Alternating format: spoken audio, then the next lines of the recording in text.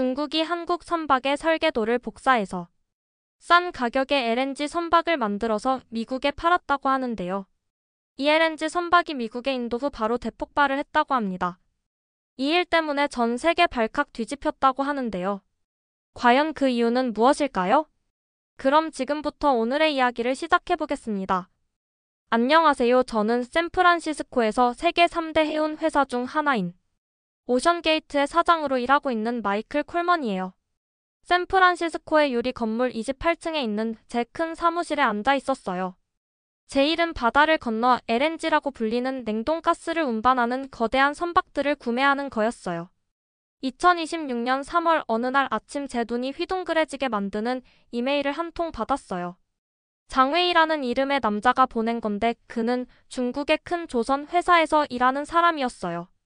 이메일 제목란에는 단 3단어만 적혀 있었는데 절반 가격에 절반 시간이라는 내용이었어요.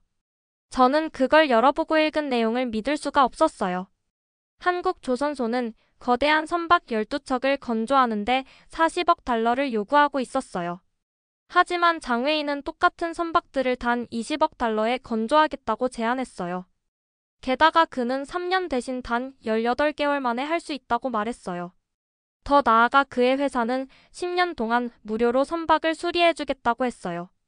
제 작은 관리자인 앨런 로버츠가 정말 놀랍다고 외쳤어요. 우리가 20억 달러를 절약할 수 있다면서 그 돈이면 작은 도시를 건설할 수 있을 정도라고 말했어요. 회의실에 있던 다른 모든 임원들이 박수를 치고 환호했어요. 모두들 제가 그런 좋은 거래를 찾아낸 천재라고 생각했어요. 하지만 저는 속이 좀 이상했어요. 마치 사탕을 너무 많이 먹어서 배가 불편한 것처럼요. 5년 전 한국 거제에 있는 조선소를 방문했을 때의 일이 기억났어요. 이도현이라는 한국인 엔지니어가 제게 이상한 말을 했었거든요. 선장은 파도에게 거짓말을 할 수 없다고 진지한 얼굴로 말했었어요. 바다는 오직 정직한 사람들만 기억한다고도 했어요. 저는 그때 정중하게 웃었지만 그냥 어리석은 속담이라고 생각했어요. 저는 정직함에 관한 구식 생각이 아니라 숫자를 믿었거든요. 결국 선박은 그냥 금속과 기계일 뿐이잖아요. 그렇죠? 제가 팀에게 말했어요. 한국은 좋은 선박을 만들지만 자존심과 구식 방식에 너무 신경을 쓴다고요. 그들은 실용성보다 감정을 더 중요하게 여긴다고 했어요. 장웨이는 우리에게 같은 선박을 절반 가격에 제공하고 있으니 똑똑한 사업가가 되어서 그 거래를 받아들이자고 말했어요. 모두가 동의했어요. 저는 중국과 계약서에 서명했어요. 제 회사에 수억 달러를 절약해준 영웅이 된 것 같은 기분이었어요. 18개월 후인 2027년 9월 3일 저는 중국 상하이로 날아갔어요. 저는 오션게이트 -1호라고 이름 붙인 첫 번째 선박을 인수하러 간 거였어요. 수백 명의 기자들이 카메라와 마이크를 들고 그곳에 있었어요. 장웨이가 모든 사람들 앞에 서서 자랑스럽게 중국이 한국을 이겼다고 말했어요. 기술은 더 이상 한 나라만의 것이 아니라고 했어요. 우리는 한국이 할 수 있는 모든 것을 할 수 있지만 더 빠르고 더 저렴하게 할 수 있다고 말했어요. 모두가 박수를 쳤어요. 저는 카메라를 향해 미소를 지었어요. 저는 똑똑하고 성공한 사람이 된 것 같았어요. 하지만 그때 끔찍한 일이 일어났어요. 이틀 후 새벽 2시 18분에 그 새 선박이 남중국해를 항해하고 있었어요. 갑자기 컴퓨터들이 경고음을 내며 신호를 보내기 시작했어요. 한 탱크의 온도가 계속 올라가고 있었어요. 선박의 다른 부분에서는 이상한 진동이 시작됐어요. 선장이 엔진을 멈추라고 소리쳤어요. 하지만 너무 늦었어요. 쾅! 엄청난 폭발이 선박을 갈기갈기 찢었어요. 불길이 화산처럼 어두운 하늘로 치솟았어요. 선박은 거인이 밟은 장난감 배처럼 산산조각이 났어요. 4명의 선원이 목숨을 잃었어요. 아름다운 새 선박은 완전히 파괴됐어요. 저는 새벽 4시에 걸려온 전화로 잠에서 깼어요. 그 소식을 들었을 때 심장이 멈춘 것 같았어요. 회사 돈을 절약하기로 되어 있던 선박이 방금 우리에게 12억 달러의 손실을 입혔어요. 그것보다 더 나쁜 건 4명의 사람들이 죽었다는 거였어요. 그 다음 며칠은 끝나지 않는 악몽 같았어요. 회사 주가가 단 하루 만에 41%나 떨어졌어요. 신문들은 저를 탐욕스럽고 부주의한 사람이라고 불렀어요. 텔레비전에서 사람들은 제가 사람들의 생명보다 돈을 더 중요하게 여긴다고 말했어요. 미국 상원이 저를 워싱턴으로 불러 질문에 답하게 했고 상원 의원들이 카메라 앞에서 저에게 소리를 질렀어요. 저는 잠을 잘 수가 없었어요. 중국 조선소는 한국 조선소와 똑같은 설계도를 사용했었어요. 선박들은 정확히 똑같아야 했어요. 그런데 왜 하나는 폭발한 걸까요? 9월 19일 저는 한국으로 날아갔어요. 많은 사람들에게 제가 간다는 사실을 알리지 않았어요. 저는 한국인들이 구식이고 일에 너무 감정적이라고 생각해서 중국을 선택했었어요. 이제 저는 그들의 도움이 필요했어요. 저는 비행기에서 잠을 잘 수가 없었어요. 눈을 감을 때마다 폭발이 보였어요. 어두운 하늘로 치솟는 불길이 보였어요. 비명 소리가 들렸어요. 제 결정 때문에 목숨을 잃은 4명의 선원들을 생각했어요. 그들의 가족들은 그들을 다시는 볼 수 없을 거예요. 그리고 그건 제 잘못이었어요. 저는 비행기 창문 밖 아래쪽의 구름들을 바라봤어요. 그것들은 솜사탕처럼 부드럽고 평화로워 보였어요. 하지만 제 인생에서 평화로운 건 더 이상 아무것도 없다는 걸 알았어요. 제 회사는 무너지고 있었어요. 뉴스 기자들은 저를 끔찍한 이름으로 불렀어요. 심지어 제 직원들조차 실망한 눈빛으로 저를 바라봤어요. 서울에 도착했을 때 저는 조선소가 위치한 거제도로 가는 작은 비행기를 또 탔어요. 비행기가 바다 위를 날아갈 때 아래에서 건조되고 있는 거대한 선박들을 볼 수 있었어요. 그것들은 항구에서 자고 있는 거대한 금속 고래처럼 보였어요. 한국 조선소는 5년 전 제가 기억하는 것보다 훨씬 더 컸어요. 거제 조선소에 도착했을 때 이도현이 입구 게이트에서 저를 기다리고 있었어요.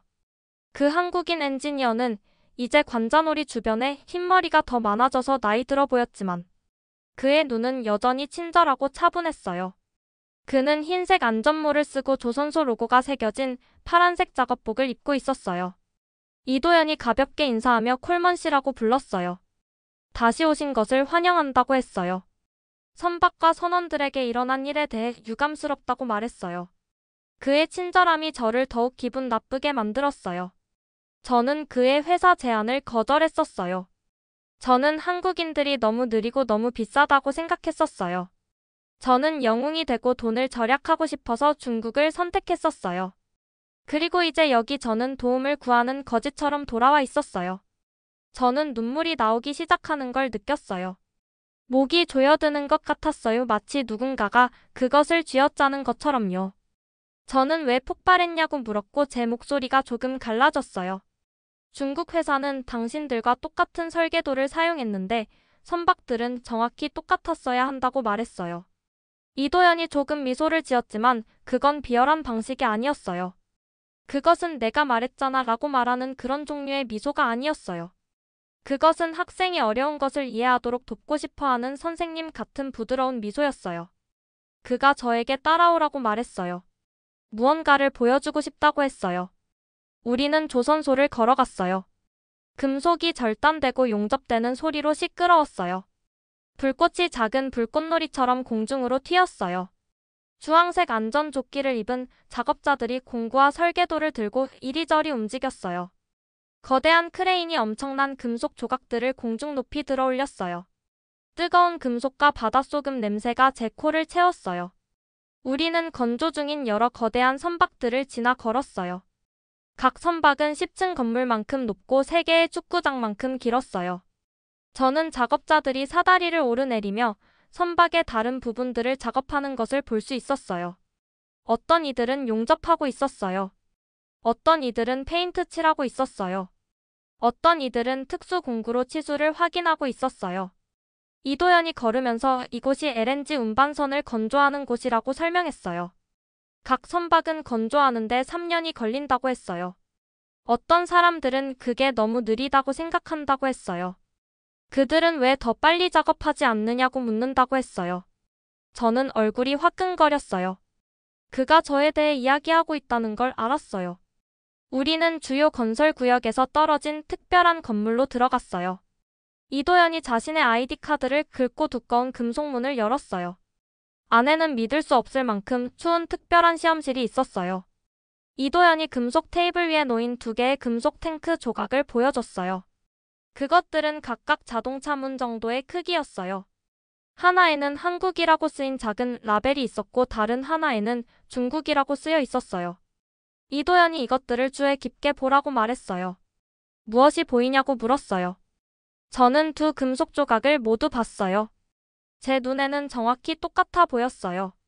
같은 색상이었어요. 같은 크기였어요. 같은 모양이었어요. 같은 두께였어요. 저는 똑같아 보인다고 말했어요. 이도현이 고개를 끄덕이며 그렇다고 했어요. 대부분의 사람들에게는 똑같아 보인다고 했어요. 중국 회사가 우리 디자인을 완벽하게 복사했다고 했어요. 그들은 같은 종류의 금속을 사용했다고 했어요. 같은 두께였어요. 같은 용접 패턴이었어요. 서류상으로는 모든 것이 똑같다고 했어요. 저는 그럼 왜 하나는 폭발하고 다른 하나는 폭발하지 않느냐고 물었어요. 이도현이 주의 깊게 보라고 말했어요. 그는 팔꿈치까지 올라오는 두꺼운 보호 장갑을 착용했어요. 그런 다음 그는 온통 서리로 덮인 큰 금속 용기를 집어들었어요. 안에는 액체 질소가 있었는데 세계에서 가장 차가운 물질 중 하나였어요. 이도현이 LNG 운반선은 가스를 영하 162도로 유지해야 한다고 설명했어요. 그건 믿을 수 없을 만큼 춥다고 했어요. 지구상 어디에서든 가장 추운 겨울날보다 더 춥다고 했어요. 금속 탱크는 그 온도에서도 강하게 유지되어야 한다고 했어요. 그는 천천히 액체 질소를 2 금속 조각 위에 부었어요. 증기가 즉시 쉿쉿 소리를 내며 올라왔어요. 방 안의 온도가 더욱 떨어지는 것 같았어요. 저는 금속이 서리로 하얗게 변하는 것을 볼 수 있었어요. 이도현이 이제 기다려야 한다고 말했어요. 우리는 10분 동안 조용히 그곳에 서 있었어요. 저는 2 금속 조각을 모두 주의 깊게 지켜봤어요. 처음에는 아무 일도 일어나지 않았어요. 그것들은 그저 서리로 덮인 채 거기 놓여 있었어요. 하지만 그때 놀라운 일이 일어났어요.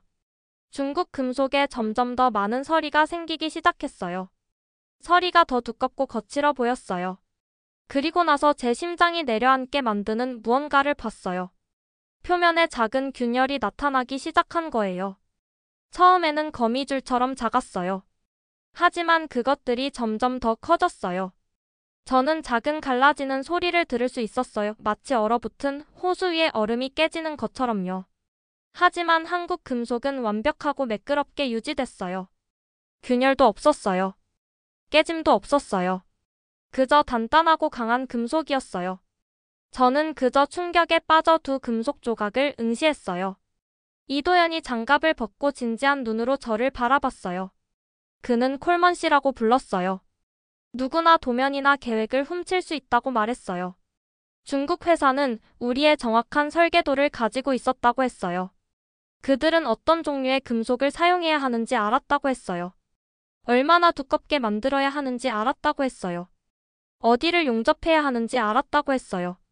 하지만 그들은 그 뒤에 숨어있는 철학적 깊은 이해를 훔칠 수는 없다고 말했어요. 그는 금속 조각들로 걸어가서 용접선을 가리켰어요. 우리가 금속을 함께 용접할 때 한국식 방법과 중국식 방법의 차이는 단 1mm라고 했어요. 그건 머리카락 한 올보다 더 얇다고 했어요. 눈으로는 볼 수 없다고 했어요. 현미경이 필요할 거라고 했어요. 하지만 그 작고 작은 차이가 안전한 선박과 치명적인 폭발 사이의 차이라고 말했어요.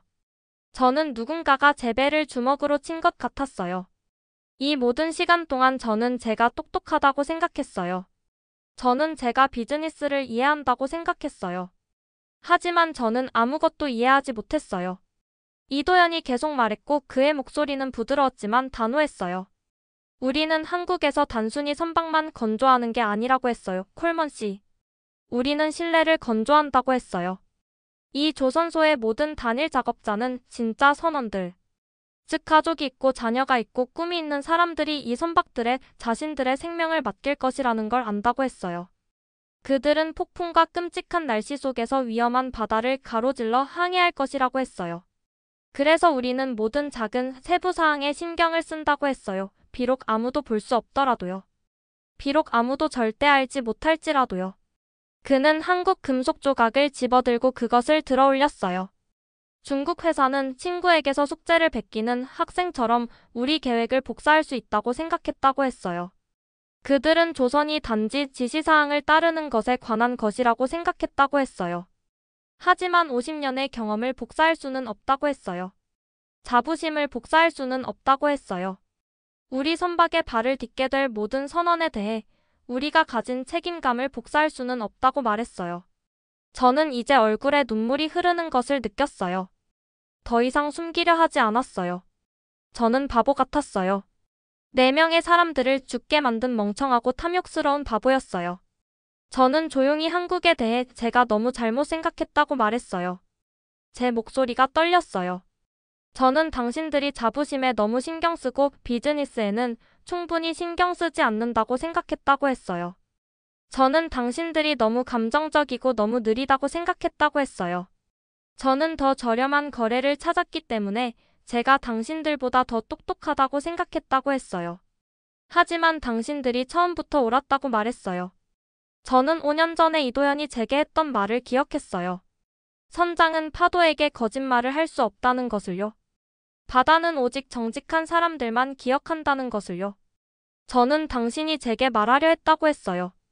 5년 전에 바다는 오직 정직한 사람들만 기억한다고 말했다고 했어요.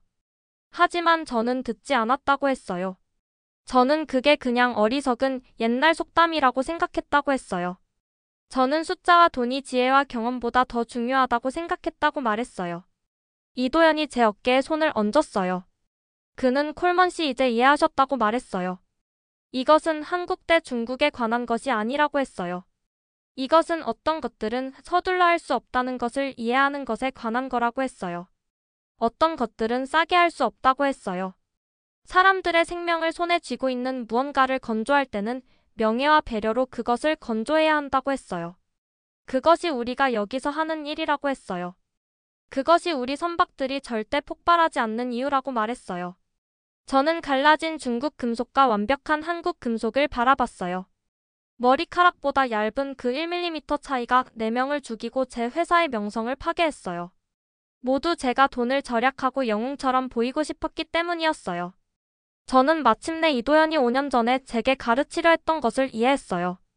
진짜 품질은 눈으로 볼 수 있는 것이 아니에요. 그것은 인내심, 경험, 그리고 존중으로 만들어지는 것이에요. 그것은 자신들의 일이 중요하다는 것을 이해하는 사람들에 의해 만들어져요.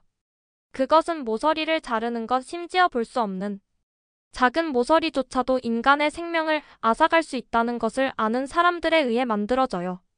저는 이도현에게 이것을 보여줘서 고맙다고 말했어요. 이해하도록 도와줘서 고맙다고 했어요. 우리가 추운 시험실에서 나와 따뜻한 햇살 속으로 걸어 나갈 때 저는 제 인생이 영원히 바뀌었다는 것을 알았어요. 저는 비즈니스를 예전과 같은 방식으로 절대 보지 않을 거예요. 바다가 제게 끔찍하고 값비싼 교훈을 가르쳐줬어요. 그리고 저는 그것을 절대 잊지 않을 거예요.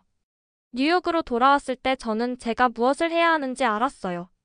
하지만 그것이 정말 어려울 거라는 것도 알았어요. 9월 25일 저는 회사의 모든 최고 임원들과 긴급 회의를 소집했어요. 일어서서 말하려고 할 때 제 손이 떨렸어요. 이마에 땀이 나는 것을 느낄 수 있었어요. 제 심장이 북처럼 가슴속에서 쿵쾅거렸어요. 저는 결정했다고 발표했어요. 목소리를 안정되게 유지하려고 노력하면서요. 우리는 중국 조선소와의 모든 계약을 취소할 거라고 했어요. 대신 우리는 거제의 한국 조선소에서 새 선박 10척을 주문할 것이라고 했어요. 총 비용은 50억 달러가 될 거라고 말했어요. 회의실이 분노의 외침으로 폭발했어요. 제 자금 관리자인 앨런 로버츠가 미쳤냐고 소리쳤어요. 우리는 중국 계약을 깨는 것만으로도 10억 달러를 지불해야 한다고 했어요. 우리 회사는 너무 많은 돈을 잃을 거라고 했어요. 신문들이 우리를 파괴할 거라고 했어요. 당신은 일자리를 잃을 거라고 말했어요. 다른 임원이 일어서서 저에게 손가락질을 했어요. 마이클 사고에 대해 안타깝게 생각하는 건 안다고 했어요. 하지만 사업은 사업이라고 했어요. 우리는 감정에 기반해서 결정을 내릴 수 없다고 말했어요. 제 일부는 앉아서 포기하고 싶었어요. 하지만 그때 저는 죽은 4명의 선원들을 생각했어요. 저는 제가 볼 수도 없는 0.1mm 차이를 생각했어요. 저는 이도현의 말을 생각했어요. 바다는 오직 정직한 사람들만 기억한다는 것을요. 저는 굳건히 서 있었어요. 저는 깊은 숨을 쉬고 제 목소리를 차분하지만 강하게 만들었어요. 당신들이 틀렸다고 말했어요. 저는 이 결정을 감정 때문에 내리는 게 아니라고 했어요. 사실 때문에 내리는 거라고 했어요. 사실은 싼 선박이 우리에게 12억 달러와 4명의 생명을 앗아갔다는 거예요. 사실은 신뢰는 비용이 아니라 투자라는 거예요. 사실은 한국 선박은 폭발하지 않는다는 거라고 말했어요. 저는 방 안을 둘러보며 저를 노려보는 모든 환한 얼굴들을 봤어요. 어떤 사람들은 충격받은 것처럼 보였어요. 어떤 사람들은 격분한 것처럼 보였어요. 어떤 사람들은 제가 세상에서 가장 큰 바보인 것처럼 고개를 저었어요. 저는 계속 말했어요. 우리는 기술을 사는 게 아니라고요. 우리는 철학을 사는 거라고 했어요. 우리는 50년의 한국 경험과 자부심을 사는 거라고 했어요. 우리는 우리 선원들이 그들의 생명을 맡길 수 있는 선박을 사는 거라고 했어요. 그리고 그것은 모든 돈에 가치가 있다고 말했어요. 투표는 매우 근소했어요. 7명의 임원이 찬성했고 6명이 반대했어요. 하지만 그것으로 충분했어요. 결정이 내려졌어요. 그날 밤 저는 어두운 사무실에 혼자 앉아 있었어요. 도시의 불빛이 제 창문 밖에서 반짝였어요. 저는 전화기를 집어들고 이도현에게 전화를 걸었어요. 제 손은 여전히 조금 떨리고 있었어요. 저는 우리가 한국으로 돌아간다고 말했어요. 그리고 이번에는 머무를 거라고 했어요. 이도현은 잠시 조용했어요. 저는 전화 반대편에서 그가 숨쉬는 소리를 들을 수 있었어요. 그런 다음 그가 부드럽게 환영합니다. 콜먼 씨라고 말했어요.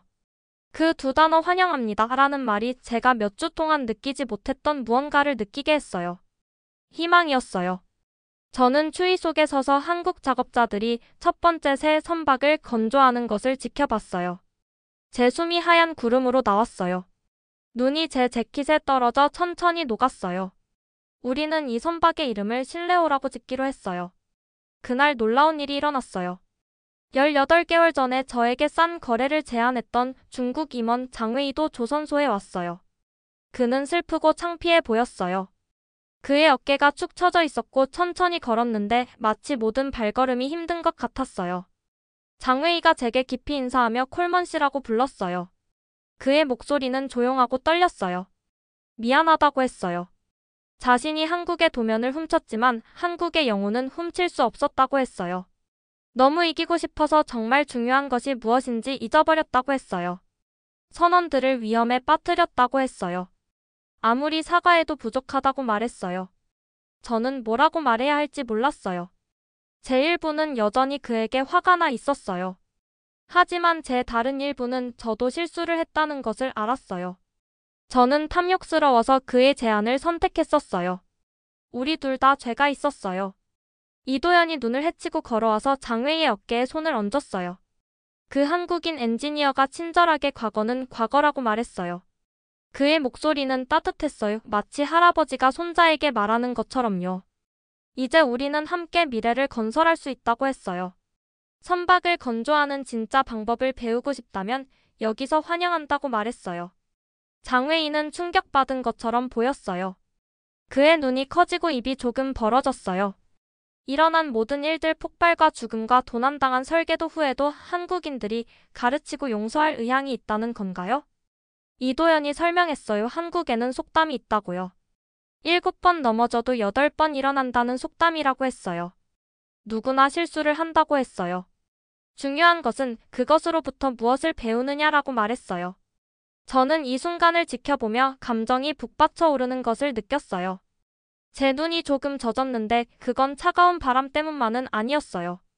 저는 제가 한국 문화와 가치관을 어떻게 무시했는지 생각했어요. 저는 그들의 명예, 신뢰 그리고 관계에 대한 집중이 구식이고 비효율적이라고 생각했었어요. 저는 자부심을 중요하게 여기고 올바른 방식으로 일을 하는 것이 단지 시간과 돈을 낭비하는 것이라고 믿었었어요. 하지만 이제 저는 진실을 봤어요. 이러한 가치들은 약점이 아니라 한국의 가장 큰 강점이었어요. 27일 후 신레오가 첫 항해를 했어요. 저는 부산으로 날아가 그것이 항구를 떠나는 것을 지켜봤어요.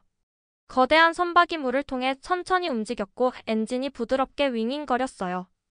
그것은 부산에서 파나마로 수에즈 운하를 통해 지브롤터를 지나 마침내 뉴욕 항구까지 항해했어요. 여정은 3주가 걸렸어요. 그 여정에 매일매일 저는 긴장하며 제 휴대폰을 확인했어요. 나쁜 소식을 기다렸어요. 또 다른 폭발, 또 다른 재앙을 상상했어요. 하지만 나쁜 일은 아무것도 일어나지 않았어요. LNG 한 방울도 새지 않았어요. 문제는 하나도 발생하지 않았어요. 경보가 한 번도 울리지 않았어요. 완벽했어요. 선박이 뉴욕에 도착했을 때 저는 부두에 서서 그것을 기다리고 있었어요. 그것이 항구로 들어오는 것을 지켜보며 제 얼굴에 눈물이 흘렀어요. 이번에는 행복한 눈물이었어요. 그날 밤 저는 수백만 명의 사람들이 읽은 소셜미디어에 무언가를 썼어요. 신뢰가 혁신의 진정한 연료라고 썼어요. 저는 한국에서 이것을 배웠다고 했어요. 저는 한때 돈을 절약하는 것이 사업가가 할 수 있는 가장 똑똑한 일이라고 생각했다고 했어요. 하지만 한국은 생명을 구하고 신뢰를 쌓고 올바른 방식으로 일을 하는 것이 훨씬 더 똑똑하다는 것을 제게 가르쳐줬다고 했어요. 한국은 최선의 방법이 항상 가장 빠르거나 가장 싼 방법이 아니라 정직한 방법이라는 것을 제게 보여줬다고 썼어요. 재난 이후 많은 것들이 변했어요. 중국 정부는 그들이 선박을 건조하는 방식을 완전히 검토했어요. 그들은 엔지니어들을 한국으로 보내 적절한 방법을 배우게 했어요. 전 세계 국가들이 선박이 한국 안전기준을 충족해야 한다는 새로운 규칙을 만들었어요. 국제해사기구는 한국조선 관행을 기반으로 새로운 법을 만들었어요. 오션게이트는 단순히 잃었던 돈을 회복한 것이 아니라 세계에서 가장 신뢰받는 해운 회사로 알려지게 됐어요.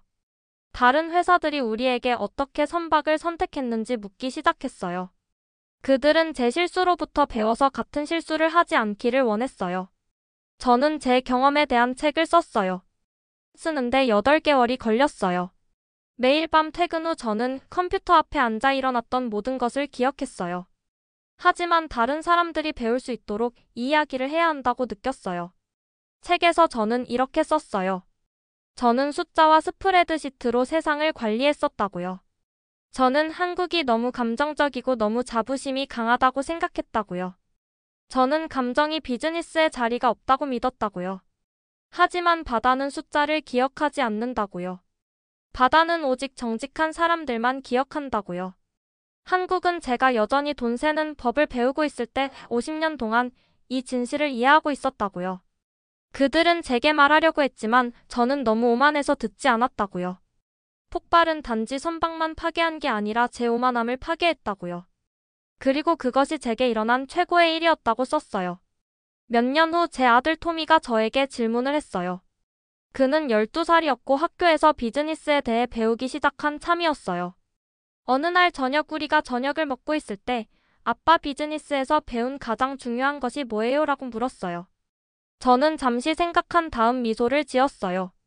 저는 거제 조선소에 내리던 눈을 기억했어요. 저는 이도현의 친절한 눈을 기억했어요. 저는 2개의 금속 조각을 기억했어요. 하나는 갈라져 있고 하나는 완벽했던 것을요. 저는 토미에게 눈 덮인 조선소의 한국 엔지니어에게서 배웠다고 말했어요. 그는 도면을 복사할 수 있지만 영혼은 복사할 수 없다는 것을 제게 가르쳐줬다고 했어요. 계획을 훔칠 수 있지만 50년의 배려와 자부심과 책임감은 훔칠 수 없다고 했어요. 한국인들은 선박 이상의 것을 건조한다고 했어요. 그들은 신뢰를 건조한다고요. 그리고 신뢰는 아들아 비즈니스에서 돈보다 더 가치 있는 유일한 것이라고 말했어요. 토미가 천천히 고개를 끄덕였어요. 마치 이해하려고 노력하는 것처럼요. 언젠가 그가 더 크면 제 말의 의미를 정말로 알게 될 거예요. 그리고 저는 그가 저처럼 어려운 방법으로 배우지 않기를 바랐어요. 저는 창문 밖바다를 바라봤어요. 저 밖 어딘가에서 실레오가 파도를 가로질러 안전하게 항해하며 귀중한 화물을 운반하고 있었어요. 그리고 저는 그 선박의 모든 선원이 밤에 평화롭게 잠을 잘 수 있다는 것을 알았어요. 왜냐하면 그들은 명예와 배려와 진실로 건조된 무언가 위에서 항해하고 있었으니까요. 바다는 정직한 사람들을 기억해요. 한국이 제게 그것을 가르쳐줬어요. 그리고 저는 그것을 절대 잊지 않을 거예요.